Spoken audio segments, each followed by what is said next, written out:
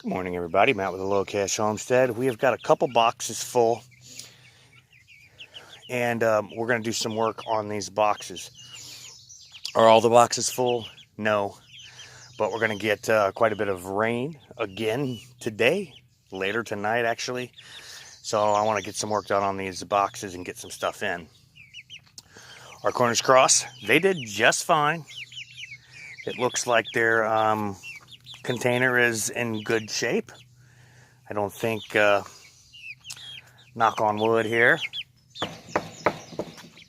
but I think they're going to do just fine. I did throw a little chicken scratch down there, and I want to encourage them to eat more of those weeds that are down there. Okay, we're going to put in several amendments. Now, this is really good soil that we have here. It's soil and mushroom compost.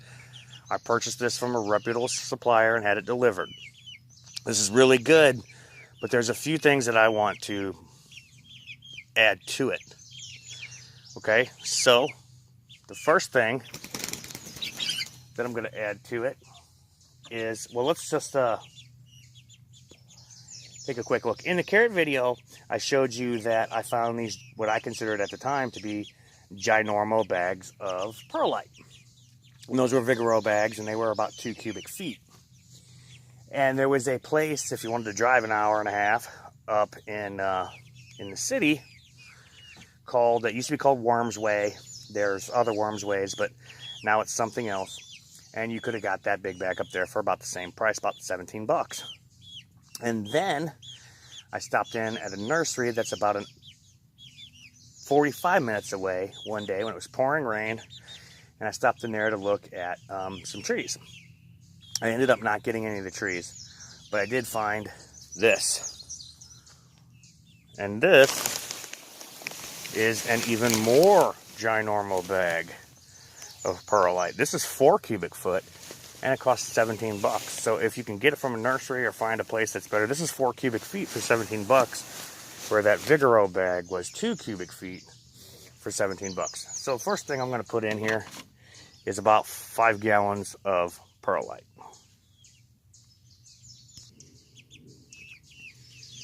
All right, so I put in 5 gallons, and then I started hearing the Moor Monster.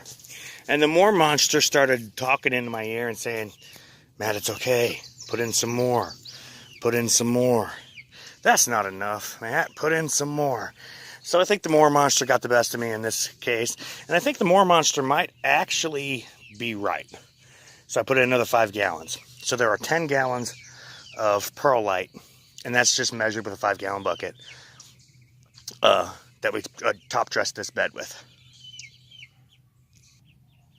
All right, the next thing we're going to put in here is our ecoscrapes tomato and vegetable plant food. This is a 546. This is applied at 3 1/4 cups per 50 feet. That box is 27 cubic feet, but it's 20, actually it's 2 yards, but we're talking about square footage here. So it's 27 square feet of surface. So we're going to put in a little over 1.5 cups. So right there, that's a cup. That's an actual cup measurement. When you open this stuff up, I keep saying that my animals keep eating it, and that it's not going to hurt them because it's made from leftover food, but it has a smell. So we're going to sprinkle in this cup all through it, and then I'll put another 1/2 cup, maybe a little bit more in there. I don't think it's going to hurt. All right, next thing we're putting in is Epsom salt. And if you notice right here on the bag, it does say, if the camera would focus, it does say plant food. Okay, so make sure you get that. Just don't get something that has like added ingredients in it. Now the application rate on this is 1 cup per 100 square foot. So we're going to use about 1/4 cup. So we put the Epsom salt in. Next thing is going to be worm castings. Now look, guys, you can't overdo worm castings. Okay, it's worm poop. You can't really overdo it. But I'm going to put probably a cup or two per bed in here.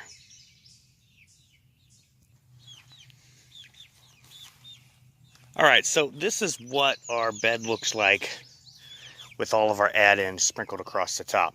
Now I put in the 2 cups of the worm castings, and then the Moor monster started talking to me again. He's saying, Matt, there's too much white space. You can put more worm castings in there. It won't hurt anything. In this case, the Moor monster's right. Worm castings, you could go batshit crazy with worm castings. And it's not really going to hurt anything. The nitrogen levels are really low, and all you're actually doing is adding all those micronutrients that are in it. So I ended up putting 4 cups in this box. So the Moor monster kept talking to me. Put in more worm castings, Matt. It's okay. You can do it. All right, so now we're going to have to agitate this all down in. And I'll show you that here in just a second. All right, we're going to agitate this all in, and we're going to do it with our little B&D oscillating cultivator. Now, I had said before that this doesn't really mix well. And in the case of like you're mixing soils in a cart or something like that, no, it doesn't really mix well. But it does incorporate quite well. So we're going to use this, and we're going to run it through the beds until everything's incorporated. Now, the good news is this will only incorporate down to about 4 inches. From that, you're going to count on pretty much on rain and everything else. Now, this is to start our beds. As our beds go, depending on what is in them, we'll end up adding stuff like bone meal and blood meal and probably more ecoscrapes and things like that. But to start the bed, this is what we're going to use. So let's review. It's 10 gallons of perlite, 1.5, a little more than 1.5 cups of ecoscrapes, and that's based on the 50-foot rule on the bag, and this is 27 square feet. So that's where we got that number from. A little bit of Epsom salt, about 1/4 cup of Epsom salt, and then we put 4 cups of worm castings on top of that. Now we're going to take our little agitator and we're going to agitate that down. And I don't know if I can get a shot of it while I'm doing it. This thing is super light. It's really easy to use. It's got a locking trigger. And man, for weeding and stuff, I mean, I bought this as a weeder, kind of saved my back, but it has worked out quite well for so many other things. Here, let's give it a little blast. You see it bites right down in there. And you just work it through. And I'm just doing this one-handed because I'm operating the phone. All right, so I'm going to stop operating the phone. We're going to go ahead and agitate all that together. This is Matt with TheLowCashHomestead, and today we have a couple of boxes filled. Not nearly as many as need to be, but we do have a couple filled, and we're going to get those boxes ready and get some stuff in them before the next set of torrential rains come tonight. Thank you very much. All right, so we oscillated everything down. This is what it looks like now. A couple of things about this little machine. One, these tines, like I said, they oscillate. So it's not spinning like this. It's going. So the other thing is it limits how deep you can go. It's about 4 inches deep, but this large footprint on that really makes it hard, even in light soils like that. Well, I shouldn't say that this is light, but even in good soils, it won't cut down any deeper. And that's just because of the design of this thing. It has this very large footprint right here, so that surface area really keeps you from going any deeper unless you start biting at an angle or something like that. And as a weeder, I think it's pretty good. For agitating, in a case like this, I think it works very well, where you're just going to work your nutrients down in the first few inches of the soil. Great. If I did this with a mantis, which I love my mantis, don't get me wrong, except that it has to be repaired all the time. This doesn't throw the dirt. It just rocks it down in there like this. Okay, let me do that a little bit slower. You know, so it's breaking it, kind of breaking it up and pushing that stuff down in there. So I think we're pretty good there. And then we're going to get into, I'm going to rake it over. I'm just going to take a hard rake and give it a good rake over. And then we're going to get started on some of the other things we're going to do inside this particular box. All right, so we raked our bed over, and then I took my little hand cultivator and I just cut a little trench right by these panels. And that's because I'm going to put a vining crop there. I am very much a polyculture or companion planting kind of guy. So I like to put stuff together that feeds off of each other, exchanges nutrients, and also that will vine together or grow together or do a good job together. You know, the Three Sisters, corn, squash, and pole beans. I'm probably not going to do that this year simply because I added the beds and we're trying to do this a little bit different. But also just because of the deer. Because the deer come and they just eat all the corn and trample everything else. So I'm not going to do that this year, but I am going to plant a climber right here, and that is going to be an Asian long bean. I have those beans. I stocked up on the seeds because I'm going to plant a lot of them. One, they're delicious. Two, if you get a good crop of them where they're 3 and 4 feet long, they sell. So we're going to do climbing beans, Asian long beans, a variety of tomatoes, and a variety of peppers in here. And then we might add a few other things. I have to actually, I'm going to be 100% honest about this. I have charts, color-coded charts, because I can't remember everything. Let's just be honest here, guys. I just can't remember everything. I have color-coded charts, and so I'll have to go back and reference those charts to determine what else I'm going to put in here. But those are the 3 things that I know for a fact I'm going to put in this box. This is Matt with Low Cash Homestead. Thank you very much. All right, I got those bean seeds in, and I'm just using a little plastic stake. And then what I'm actually using to write on this, yes, you can use Sharpie. Sharpie does kind of bleach out sometimes. Milwaukee makes a very, very nice Sharpie called Marksol. And I have a couple, but I can't find them. But, well, another thing that I love is this little black pen here. This is kind of like a grease pencil. It's called a China marker. Don't start screaming racism in the comments for anybody who decides to troll me. Just don't do it, because that's what it's called. It's called a China marker. You go into your big box store and you look in the construction utensils section, and you're going to find them, and they're called China markers. Okay? That's just how it is. But that's what I use. And then a little plastic stake. And then I just, like everybody else does, poke a stake down in the ground. All right, so we've got our set of pruners here. I have a couple pairs of Fiskars. Can't find them. Gotta hate to admit it, but here's what happens is I grab the tools I need, I throw them in the cart, and then I work and I work and I work until somebody's going, hey, Dad, you need to cook dinner or something like that. Or can we make dinner or whatever, you know, whatever the case is. I don't always cook. Sometimes the kids do it. I'm trying to raise kids who don't rely on me for every single thing. So I don't know where the Fiskars are, but I have this pair of Bellstrom. These are brand new. They've never been used. They've been hanging in the shed for about 6 or 8 months because I picked them up clearanced out. You know, end of the year clearance. This was like originally $10 or something. I got it for $2. So that's another way, guys. Look, there's some confusion sometimes about, you know, the name of our channel. Oh, the Low Cash Homestead. Well, they don't have any cash. No, we that's not exactly what it means. We can live for a lot less because of the way we do things. And one of the ways of doing things is buy stuff at the end of the year, you know, when it's clearanced out. Here's another thing. I went into Wally World to get some steak. And clearanced out for $1 a plant. Bonnie tomatoes. I have starts. Some of them didn't do as well as I wanted. Others did pretty good. But for $1 a plant, yeah, I'm buying every one of them they've got.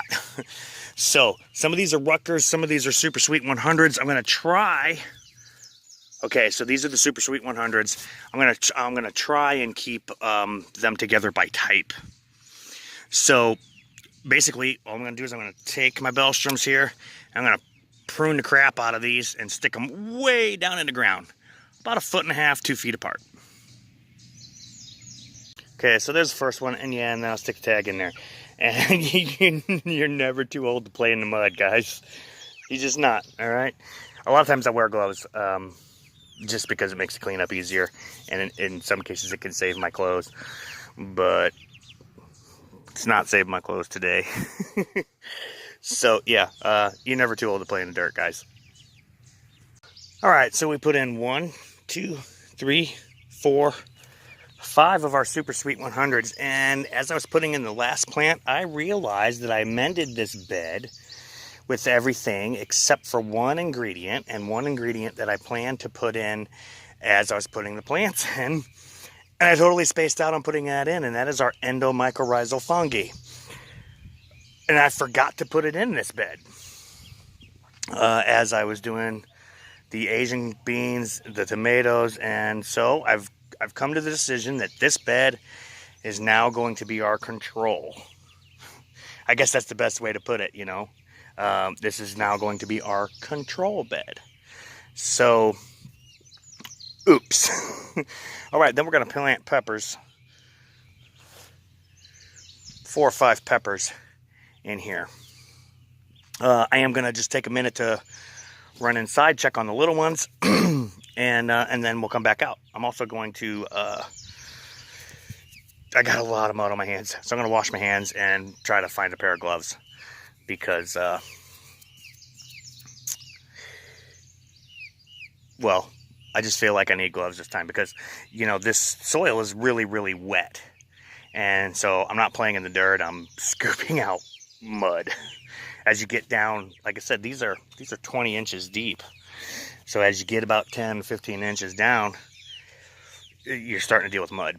And then also all this here that we pulled out that didn't go back in, I'll take the oscillator and I'll run back over that and break it back up before I put the peppers in.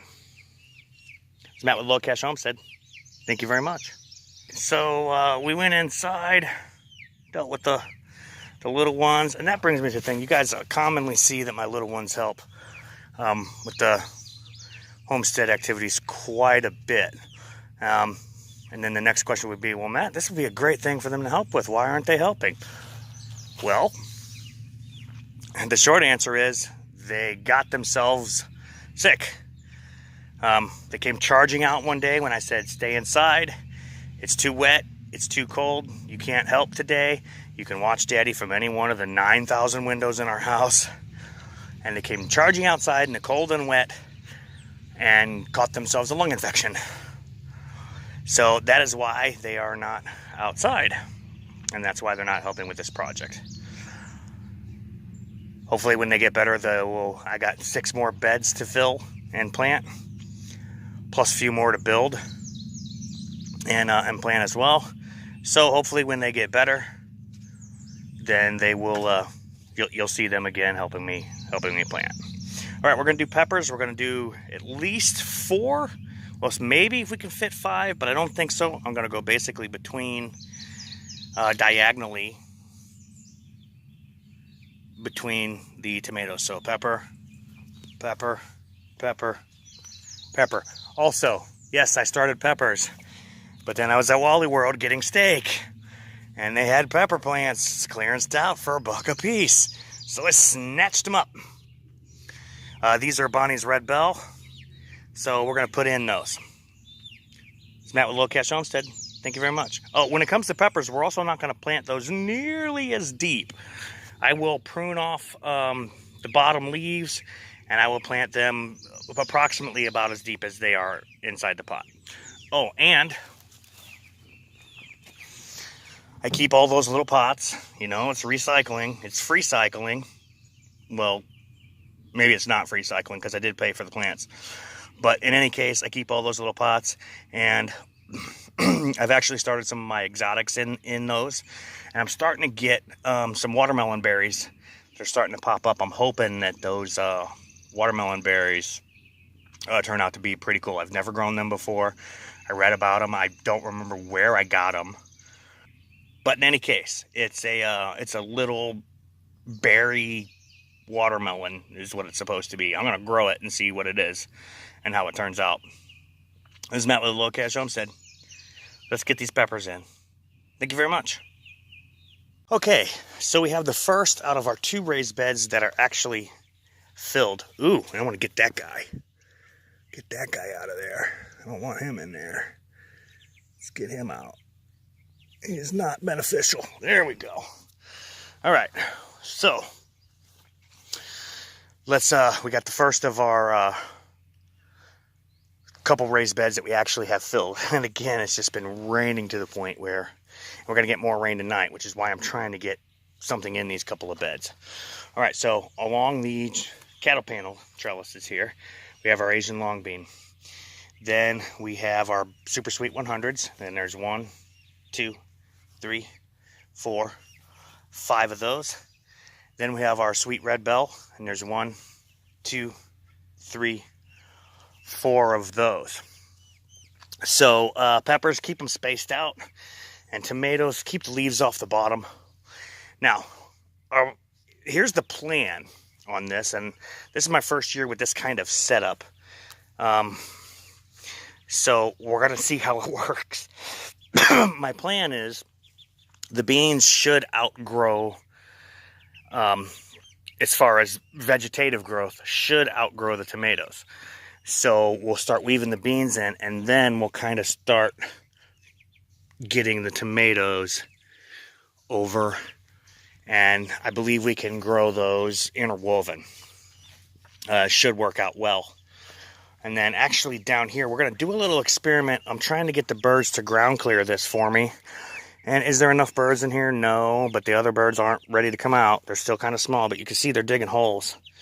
I mean, they just kick some dirt. So the objective is for them to ground clear this. And then once this gets covered, I'm actually going to try to grow some cool season stuff in here. You guys have seen in previous videos that I've got spinach growing in containers like all over. Okay. I've got some hot weather varieties of spinach. I have some New Zealand. I have some red Aztec. I need to get the beds prepped for those. I need to get some ground cleared out for that. And hey, oh, by the way, I did not clip the birds' wings. And I don't actually have plans on doing it because they're going to live in these tractors. So if they want to buzz around inside the tractor a little bit, I really don't care.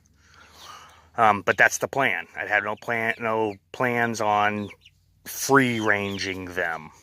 I moved the tractor. Okay, I'm going to let them eat the ground until it's barren, and then I'm going to move it. And then I'm going to cultivate it, and then plant it. So that's the general plan here. And so the idea is, and I'm not sure if it's going to work, but we're going to try, because in my climate, it gets disgustingly hot. And even when it's not, even when the mercury's below 100, the heat index with the humidity and the sun can very easily be well over 100. So we're going to try and use these trellises to create shade structures where I can grow some leafy greens in times where other growers aren't necessarily growing leafy greens. So we're going to try that. And then in some open areas, we're going to put some hot weather. And I'm talking spinach varieties. They're kind of pseudo spinaches, but they're plants that actually thrive in the heat, like the Aztec Red and the New Zealand. And then we also have some purple orach, and I forget the market name for orach, and I'm not remembering it right now, but that's the plan of what we intend to do here. So we've got the one box done. We're going to put the amendments in the other box, and then we'll plant that box. This is Matt with TheLowCashHomestead. Thank you very much. And if we have time, depending on how the little ones are doing and how the weather's holding and all that, we might start. I kind of overdid it the other day on filling boxes. Had to take a couple days break because I strained my back. And so we're going to see, which is why my son was out here filling the other box for me. So we're going to see kind of where that puts us and how we're doing. Matt with the Cash Homestead. Thank you very much. Have a good day. Matt with the Cash Homestead. Let's talk about this mycorrhizal fungi. So right there, that's a little bit of sprinkling of mycorrhizal fungi that I put in here. Okay, then I took my tomato and I kind of just used my fingers like you would. Crunch up the dirt just a little bit so that the roots want to search, and then just add another little bit of dusting of this mycorrhizal fungi. And my understanding is you can't really, I guess maybe you could go too far with it, but my understanding is it's not going to hurt if you put extra on.